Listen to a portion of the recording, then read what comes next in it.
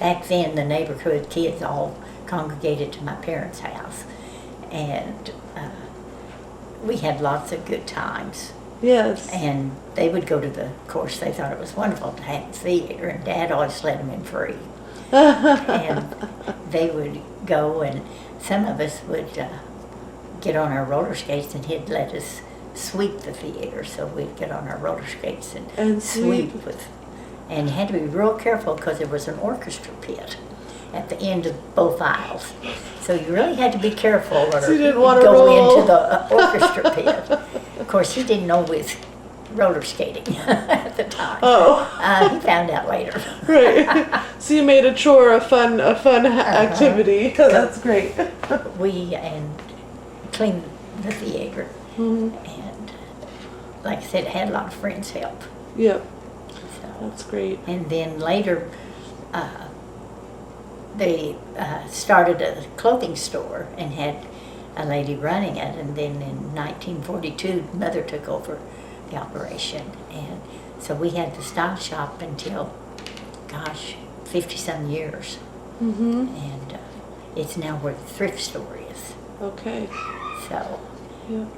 But, and so, but growing up in Boise City then, we played, the kids played. We went to the schoolhouse, which was just a long block, and we played on the playground equipment, and we'd visit all the little old ladies around the neighborhood. They'd love for us to come visit them, and we'd play cards with them. Yeah. And so it was just a fun time. Yeah. We'd walk everywhere, which you can't do now. Yes. But at that time. So, I guess were there more people, or was it sort of as Boise City was developing or growing? As I remember, it had already developed, and there were a lot more people. It was probably 3,000 yeah. people. Yeah. So. Do you remember any stories from the Dirty 30s, or? Oh yes. Daddy used to would go ahead and run the pictures during the Dirty 30s. And when the kids would come in, a lot of them would come in for the Saturday matinee or the Sunday matinee, and then the dirt storm would come up, and he wouldn't let them leave. He would keep them at the theater until the parents could come get them, because he said they'd get lost going home, you couldn't see. And so many, after he passed away, came and thanked me. He said, you don't know half the things your dad did for us. Oh. But they appreciated it because he kept the kids in, during the Dust Bowl. And then there were a couple of families that had hard times, and the kids were sleeping on the floors. So he got mattresses for those kids. Oh, yeah. But he didn't want anybody to know about it. He just, just helped. So. That's really sweet. Do you think that starting a business during that time was challenging for your dad? I'm sure it was very challenging. Yeah. And during that time, they were trying to figure out what could they do to this country, this area, to help with the blowing dirt. And so he and Julius Cox were on a committee that went to Washington, D.C., and to try to figure out some way. And he was very involved in that. In fact, he even leased out the theater for a couple of years while he was working on this project of what to do with the land in Cimarron County. And then he kind of toyed with the idea of going into politics and going maybe, into the House of Representatives or something, so he could get a voice to the Panhandle people. But found out he was going to be a father, and he decided that it was more important to stay here and take care of his son than do that. So that was the end of his political career. Yes. And then 2 years after Freddie was born, he was born in December the 6th, 1936, and then I came along 2 years later. Excellent. So. Do you know, did he feel good about the process of going to D.C.? Did he? Oh, yes. Yes. Yes. Very, Excellent. very much so. Yeah. And somewhere I have a picture of that. I haven't been able to find it yet, but I do have a picture. So, So, can you tell me a little bit more about what Boise City was like at that time? So, what kinds of businesses and? oh, there was clothing store. Mother had the style shop, and then she helped one of her young friends that used to work for her. She helped her establish a clothing store across the street from the style shop. And she said competition's good for everybody. Yeah. And at one time we had 4 clothing stores. We had McDonald's, which had sheets and, like that. And we had 2 drug stores, had a shoe store, 3 beer joints, 2 lumber yards, 2 grocery stores, and at one time early on we had 3 grocery stores. So there was Weaver's and Coley's and Barnes had a little grocery. Yep. So Excellent. So Boise City was a booming town then. There was a filling station just about on every corner, and several cafes. And Did a lot of people come to town on Saturday? Mother always kept the store open, and Daddy never closed the theater until the second show was over. Yeah. So Mom always kept the clothing store open till the ticket booth closed, which was usually about 9:30, 10 o'clock. Yeah. So Were there newsreels at the theater at that time? newsreels, Yeah. yes. So it must have been important for people to get information about the outside world. That's right.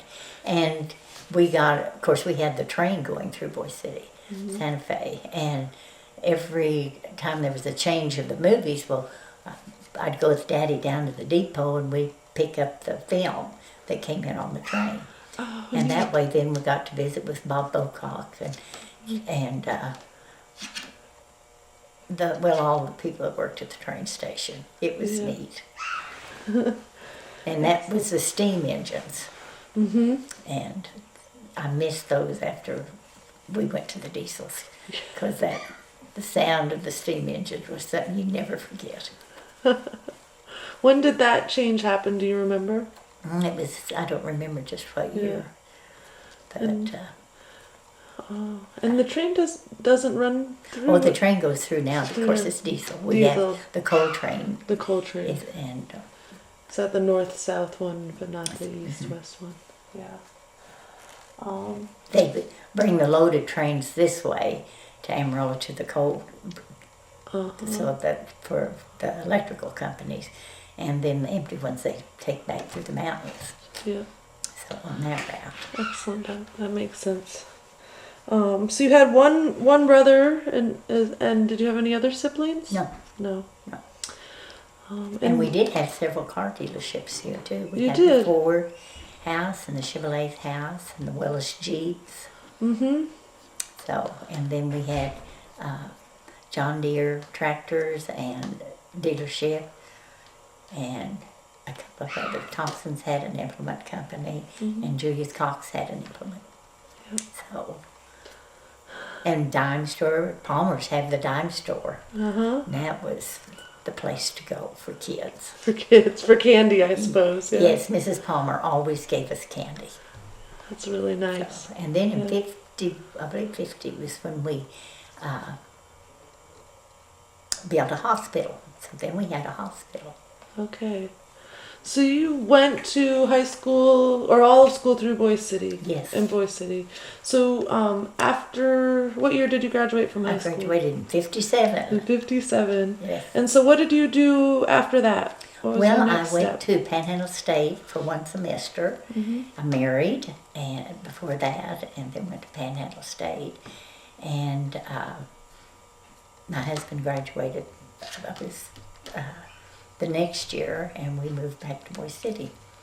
And then I went to, after the girls were 8 and 10 years old, I had the 2 daughters, Lena and Jill, and when one was 8 and one was 10, well, I went to Oklahoma City and went through surgical training at Baptist Hospital in Oklahoma City and got my certification. I was in the first class of taking a certification for surgical technologist. Yes. And so then I came back and worked surgery I worked at the hospital 40 years plus. Mm-hmm.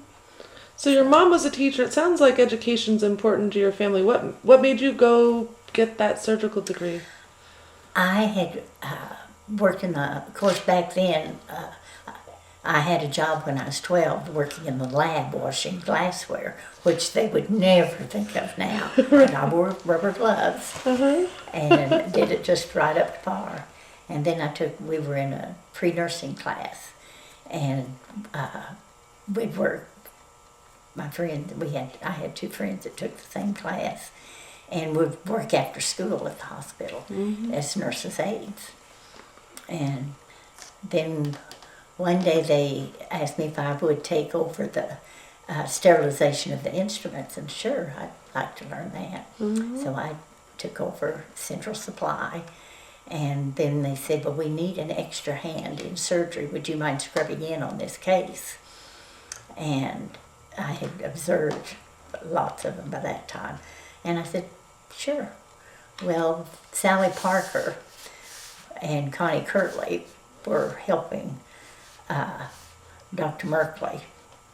And they got me all scrubbed in, and we were working, and they stepped out and just left me. And that's how I started my surgery. And so then Dr. Wheeler talked me into going to take the certification course, take the class, and I was gone for 3 months, almost 4. And the girls did good. Well, they came to Oklahoma City, but they decided they liked Boise City better. Oklahoma City was too big. Right, they wanted to go back home. And so then Lena, she always wanted to be a nurse, and Jill always wanted to do the store. Yep. So they kind of followed in their grandma's and my footsteps. Outstanding. So tell me a little bit more about the hospital. I know Dr. Wheeler's been a figurehead for a long time. Oh, yes. Very important. He came, I think, around in 58. And, yes, I don't think we'd have a hospital now if it wasn't for Dr. Wheeler. So, and he's still practicing. Yep. So, he's cut back a lot to what he used to. But were there more doctors at one time? Yes, we had Dr. Merkley and Dr. Bayless and Dr. Dietrich. And later we had Dr. Ramirez. But we did, and then he came over from Guyman, and then we had Dr. Lowry from Texoma. That they didn't have a hospital, so he brought his patients over here for surgery. So it was busy. Yep. And then later we went and had a nursing home. And is that still running? No, they came out with new laws that you could not have a nursing home and a hospital adjoined to the hospital where they were using the same utilities. Oh, okay. So. Oh, that's too bad. So we had to close. That was a sad day, but laws are laws. So. Yep. It seems it would be nice since there's sort of an aging population to have a place for people. Yes. Yeah. What are there challenges to the hospital now that the population is smaller? We're a critical access, so that has helped us, and we have. Like I said, good doctors, and we have a PA here now. And coverage is good, and you get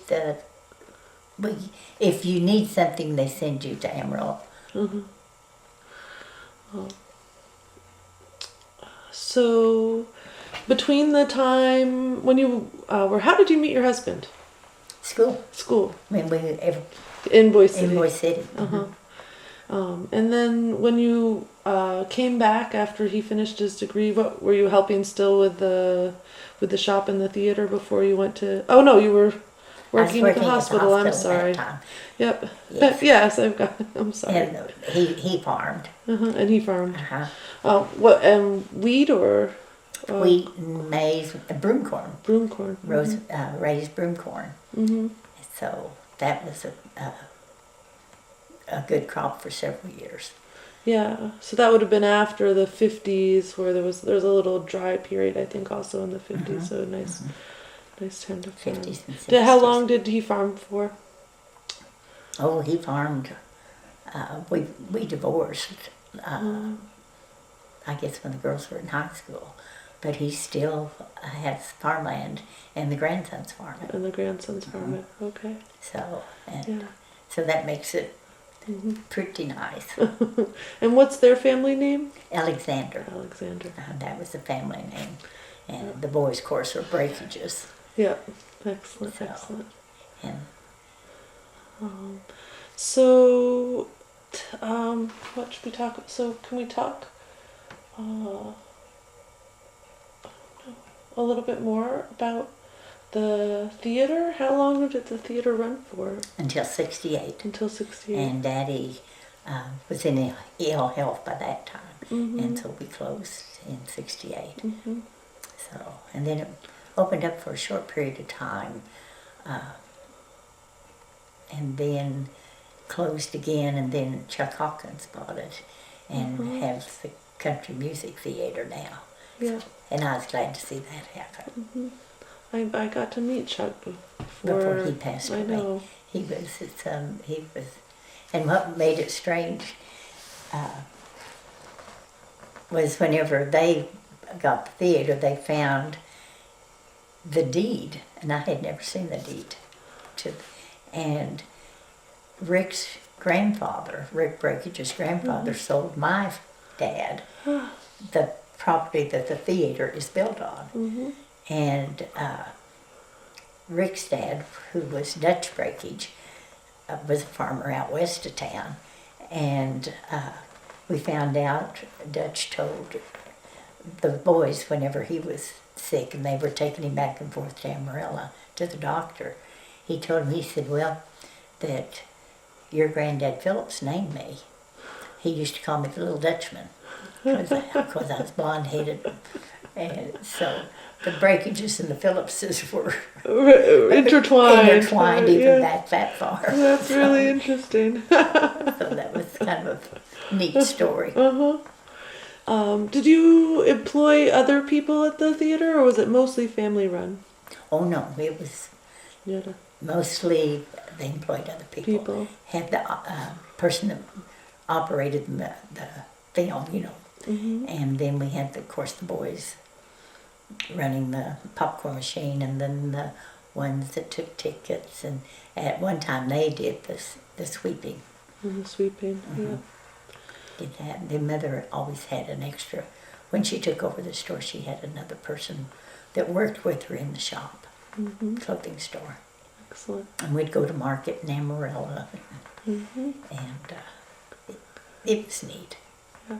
So could you tell me a little bit about what makes this community so special for you? It is such a caring community. It's a friendly community. I think that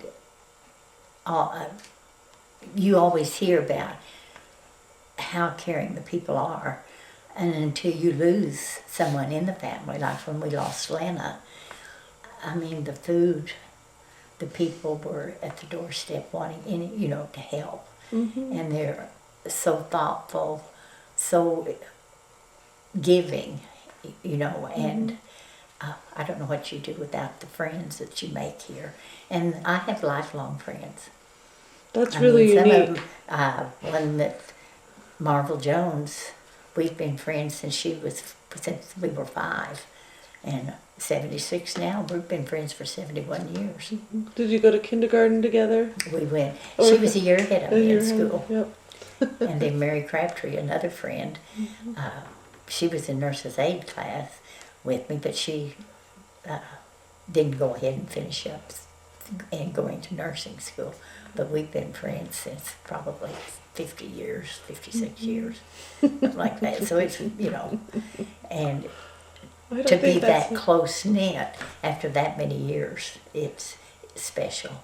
Yeah. Just really special. And we help each other out. I'm feeding Mary's dog now because she has her husband in the hospital in Amarillo. Oh, goodness. So, and taking care of Marvel's plants and things because she's in Dallas.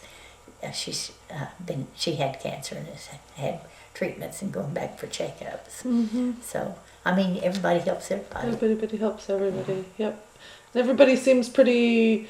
You seem to know everyone in the community, right? A lot of. Not as many as what I used to. It Sure. used to be you knew everybody, but Yeah. we have a lot of new ones. Yep. A lot of new. What brings new people to Boise City? Oh, we have a lot of Hispanics now, Mm-hmm. and they have really helped, working in the grocery stores and at the dairy. And Mm-hmm. I think the dairy has brought in a lot of, Mm-hmm. and the feed yards. Yep. So would you like to? Did you get remarried? Would you Yes. like to talk? So when did that happen, and how did you meet your Well, new let's see, husband? he was manager for the Southwestern Public Service Company, and some of our friends were trying to get us to meet, and we met, and it just kind of developed from there. So we've been married 35 years. Outstanding. So he retired in '93 from, Mhm. and then we traveled. We had a motorhome, and we did a lot of traveling. Oh, what are some of the places you went to? Oh, I got to stick my foot over in California. We'd go to Texas primarily and Arizona for the winter months. And then we just traveled Colorado, Utah, Idaho. We went to Missouri a lot and Iowa because I had Excellent. kinfolks. My mother came from Missouri originally. And so we did quite a bit of traveling. Really neat. That's very neat. So, can you tell me about your grandkids? Do you have grandkids? I have three grandsons. 3 grandsons. And then I have 6 step-grandchildren. Good. Excellent. And then I have 2 great-grandchildren. Congratulations. That's a very big family. That's a pretty good-sized family. Mhm. I come from a mixed or non-traditional family too, and that's the best kind, I think. I have a stepdad and a half brother, and I think those are the best. And what best makes it so kind. neat, Morris lives here, and we have invited him up for Thanksgiving and for Christmas. So because Jill would come, and she wants to see all of us, and so if we still are all together as a family, we all have equal time. And Yeah. it made it real simple. Of course, some people thought, but we get along. Yeah, you make it work because it's Yes, your family. You can do what you do what you need to do. Mm-hmm. So, and I've Can- gone to church here at the Methodist Church since I was little. Mm-hmm. So I've been a member of the Methodist For Church a long time now. for 70 years.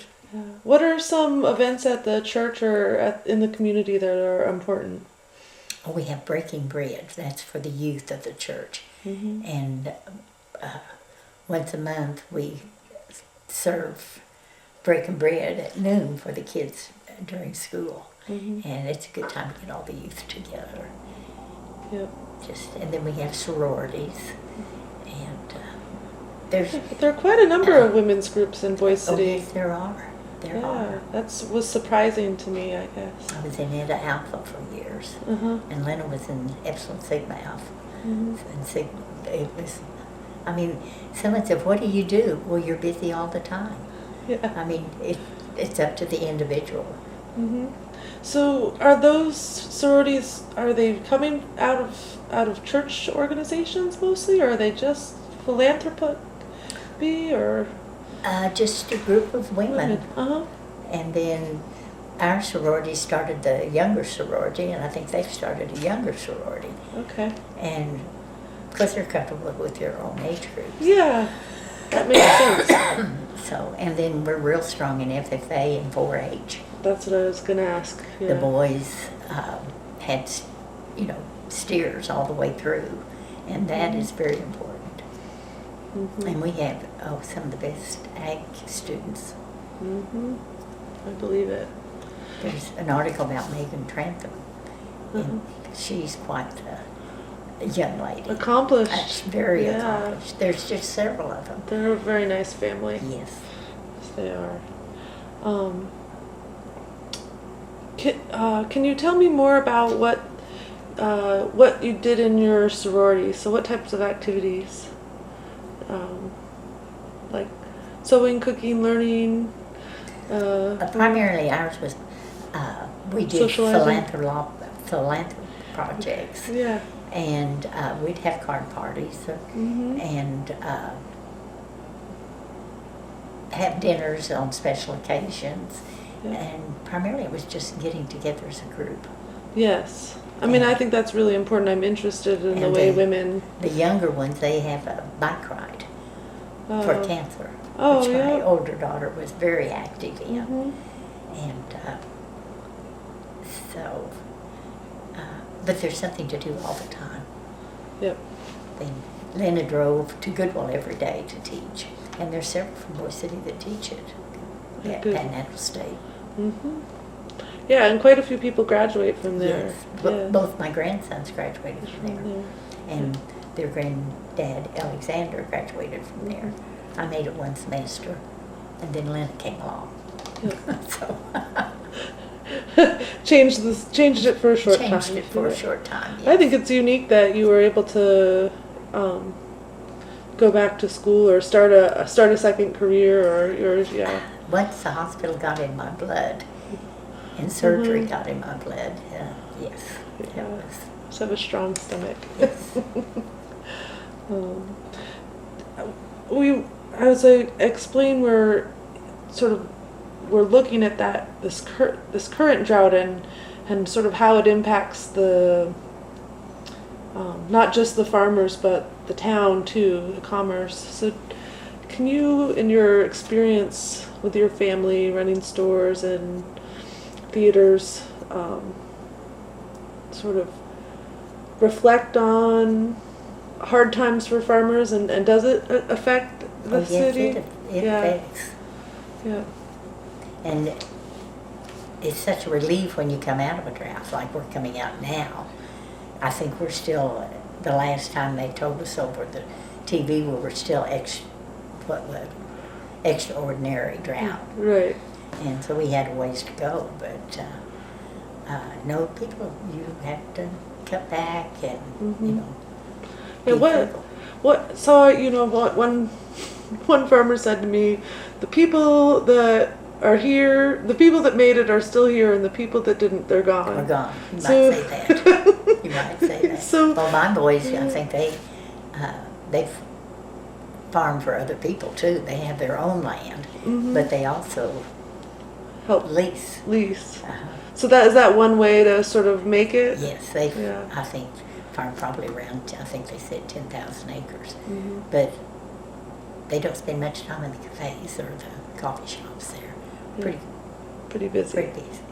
Yeah. And Devin's he took agribusiness, so he's takes care of the bookwork and that financial part. And Logan, he's into the machinery and the takes care of all the spraying, fertilizing and weed killer and all of that. So they're a good team. They're a good team. They're a good Uh-huh. team. They're brothers, and I'm sure they have their squabbles, but they get along pretty good for being brothers. What other ways do you think ranching and farming has changed over the years? Or do you have... Oh my goodness.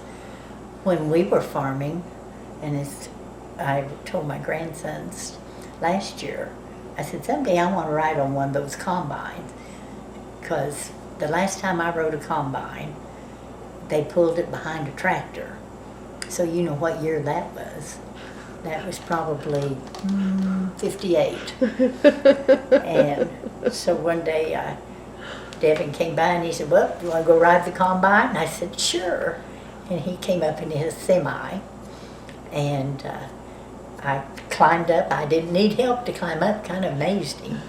And I said, I want to do it this time because I can get up there this time by myself. So I climbed up in the semi and we went out to the field.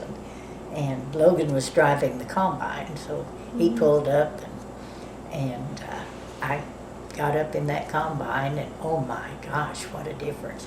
huge. We just had a little reel compared to what they're farming with now.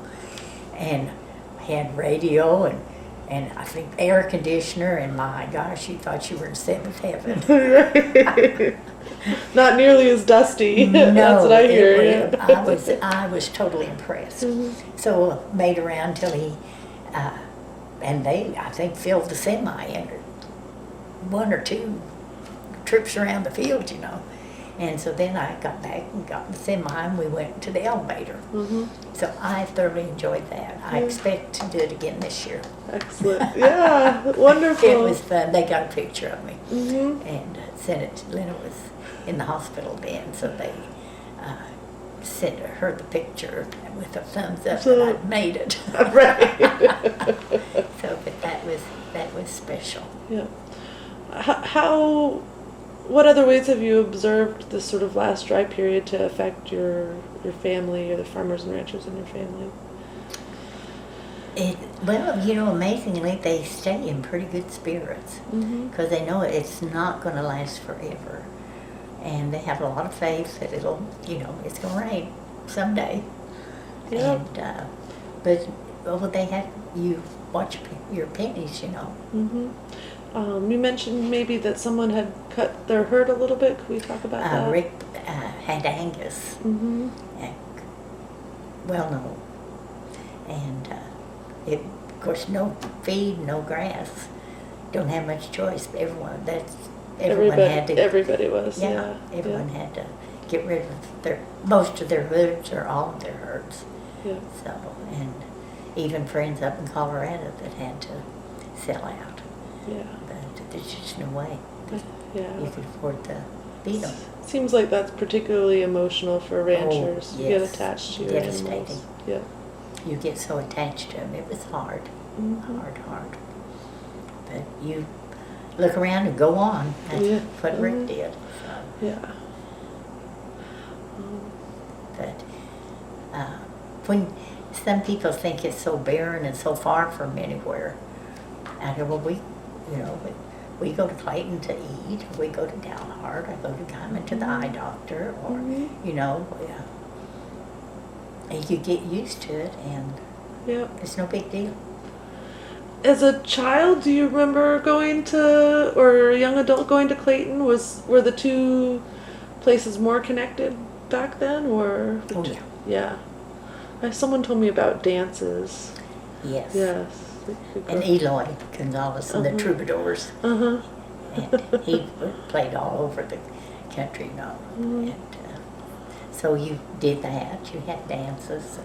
And go to Texoma when he played over there. And Clayton and here. And so. Even up in Campo and Yes. and Elkhart seem to be Elkhart, connected. Yep. Guyman. It's very interesting. And it's just kind of our little region. We have special stores, shoe stores. Of course, a lot of those aren't anymore over at Guyman and Dalhart. Yeah. But it's different than it used to be. But we manage. Do you? I know that some. How do I say this? It seems like some people feel like this. I've heard stories that this area might secede and join with Texas. This idea that that downstate people aren't aware of what's going on out here. Well, lots of times you feel that way. Yeah. I mean, even if when you watch the Oklahoma City news, which we get Channel 5 and Channel 9 here, and they cut it off at Guyman, or they cut it off at Woodward, you know. And occasionally, Boise City, they got down to, you know, maybe once a year. Right, yeah. And so, but Amarillo, we get it all of our, basically. And so it's been a joke for years that we'll just succeed and go to Texas. Texas, right. But I really don't want to be a Texan. Yeah. I'm an Okie. Yeah, right. There's some pride in being an Okie. Yes. And we've got OU and we've got OSU and I'll stay an Okie. Yeah. I know that you get a lot of your weather though from Amarillo. Oh, yes. Yep. So that part. Well, and you can't get Oklahoma City State. I guess if you're on Dish Network, you can't. But through PTSI, I can get Oklahoma City, and I like to kind of keep up with what's going on down there. Yeah, downstate, exactly. Can we talk more about how the community communicates, I guess? So you were saying the news, is the newspaper important, or has the way that people communicated with each other changed? The newspaper is very important. Of course, being a smaller town, which we've lost a lot of our population, does make a difference in the newspaper. But I mean, I go down Thursday morning when that paper's in that mailbox, and I don't miss it. I told them the other day when I went to renew my prescription that, do you know, I have been subscribing to the Boise City News for 58 years now. And before that, my parents. Yeah. so. Yeah, I get a copy at home too, so I can keep up with what's going on. And of course, we did the Butterballs. Norma Jean Young, they had the newspaper for years and years and And she years. did those wonderful books of the history. Yes. She was my neighbor when they lived in that end of town. Yeah. What made her so interested in, what drove her to, I mean, those books are amazing. Was she just really? Oh, she loved the country. Yeah. And she loved to ride. And she was just an interesting person. She knew everybody. She knew so many different things. And you'd say, well, you know, where does so-and-so live? Oh, well, they live over here on 2 blocks over and 3 blocks down in the White House with the red roof. And she knew, of course, we didn't go by street. Right. Street numbers or street. And when UPS started coming, they'd come by the shop and they'd say, where does so-and-so live? Well, okay, you would tell Right, them. buy the two-story house, take it And right. so they always looked us as old-timers up. I didn't think I was an old-timer back then, but now I understand. What other ways have you maybe seen the landscape change, you know, around the county, or plants, animals, trees? Used to be there was farmhouses and people living in the farmhouses. Yeah. No more. Yeah. There's a lot of empty farmhouses. A lot of them have fallen down. And it's the same in Boise City. Yeah. So what do you think has led to the population decline? The younger ones aren't coming back here. They're going to Oklahoma Seeking City. other opportunities. Yeah. And found careers elsewhere. Yeah. A lot of them don't want to get into farming or don't have the opportunity to get into farming. Right. Access or the ability. Yes. Yeah. So as farmers get bigger, there's not room for small farmers, that I understand. And I think that's, you know, probably the primary reason.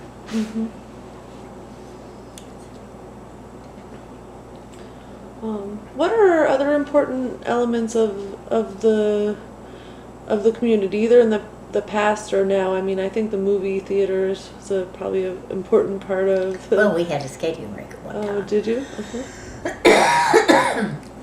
But I think everybody getting together, we had the senior citizens. I visited a few times. And we eat really well here. yes. But I think that, you know, the ones that graduate don't come back. And that has made a big difference. Yeah. So what does the future of Boise City look like to you? Well, to me, when they put the bypass, it made a big difference. How so? In taxes and to the businesses. So influence them in what way? they go around Instead of instead through. of coming through. 'Cause And you could see that when difference. when we had the store, people would see the window display and they'd stop. And we had people come and would stop on their way to Denver or stop on their way back to Dallas because they liked shopping. Yeah. And don't have that Not anymore. anymore. And we could notice a big difference in our sales tax for the hospital. The decline in the sales So tax. in the revenue from that. Yeah.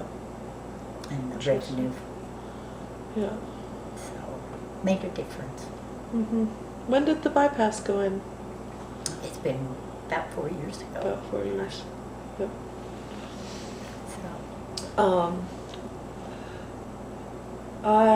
Before I started this project, I worked in rural schools in Osage County, and so I've enjoyed getting to know the Felton Keys community and the Boise City schools. I know there's a little bit of a rivalry. Yes. Can you tell me about that, or? well, there's always been a rivalry Yeah. ever since I can remember. Yeah, sports seem to be very Sports important. is sports Yeah. very important. So whose shirt do you have on today? This is my Oh, grandson's, Devin's. Uh-huh. I didn't get Logan's put on here yet. Yeah. Of course, he's been out of school and graduated from college, but I still like my So, sweatshirt and the Wildcats. Yeah. So, I like, I'm from Oklahoma State, so I like that it's orange here too. I can wear my orange you clothes. feel good about it.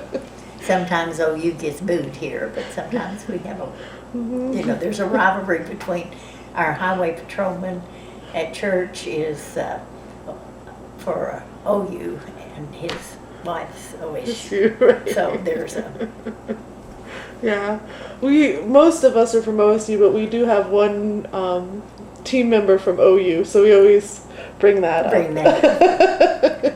in those sticky situations. So there's always been a rivalry between the schools. Yeah. And some of my close friends were from Keys. Yeah.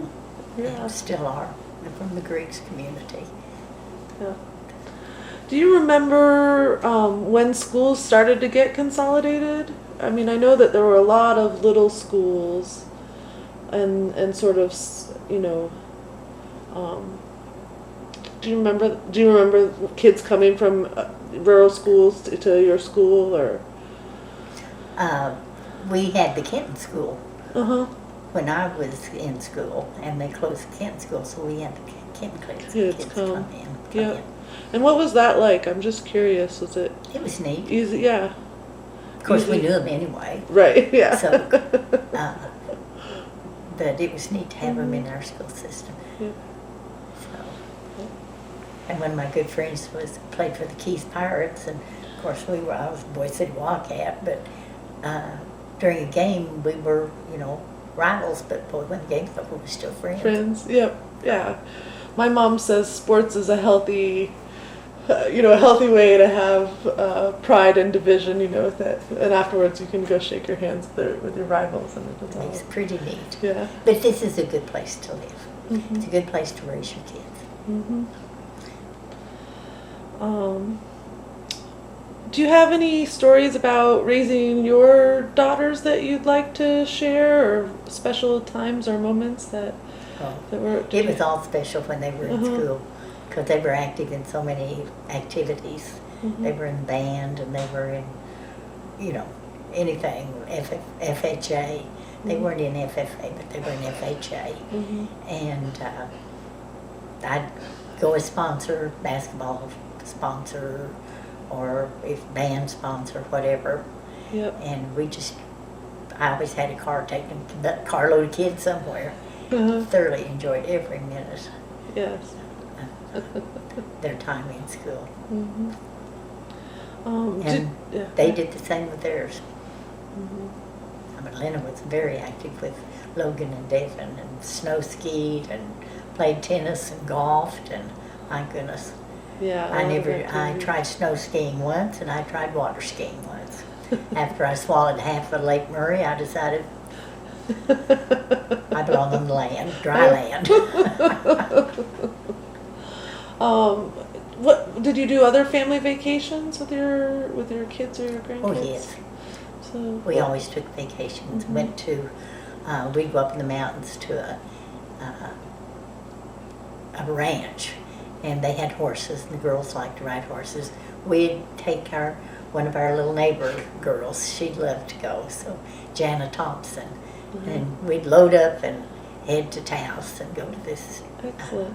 ranch out and spend a week riding horses and just having a good time. We'd go to Santa Fe. We went to Denver and Colorado Springs, and we always took a vacation. And the That's very girls nice. That's very nice. always enjoyed going. And then learning to drive, I'd take them to Amarillo, and we'd go shopping and come home, and I'd say, okay, Lenny, you can drive to Dumas. Okay, Jill, you can drive to Stratford. And then we had a little neighbor girl, Stephanie Knoll. And I said, okay, Stephanie, you drive from Stratford to Boise City. And she'd say, you're going to let me drive your car. But we had a lot of fun that way. Outstanding. Are there other stories that you'd like to share? Have we covered the theater or enough? Would you like to talk more about who worked there, or how about what the theater's used for these days?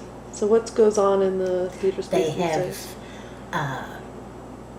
Once a month they have country music, and they have a band, and then they have various people come from outside of Boise City and Cimarron County.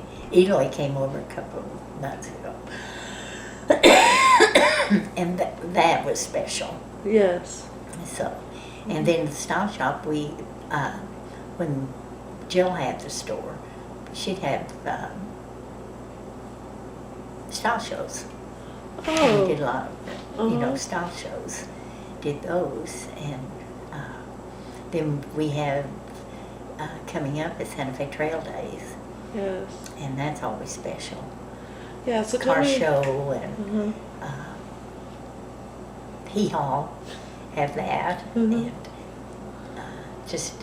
and used to be we'd try to have school reunion about that time, and then all the kids that you went to school with would come back. Come back. Yeah, and that's fun. Yeah. And I think I'll try to attend the county fair this year. That's seems important. Good. Yeah. It's not as big as what it used to be, but it's still very important. And